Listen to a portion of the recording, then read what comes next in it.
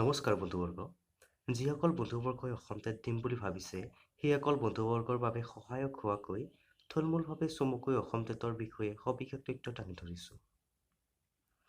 প্ৰথমে আমি আলোচনা কৰিম যোগ্যতা সম্পৰ্কে।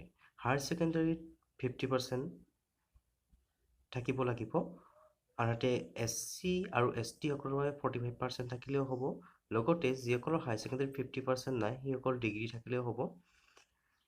আৰু DLED বা BEd ডিগ্ৰী ডিপ্ল'মা থকাটো বাধ্যতামূলক।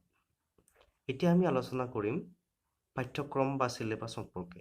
প্ৰথমতে আছে শিশুৰ বিকাশ আৰু শিক্ষণ বিজ্ঞান।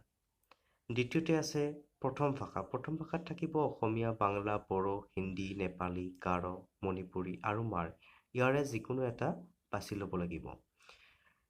তৃতীয়তে আছে দ্বিতীয় ভাষা অৰ্থাৎ ইংৰাজী।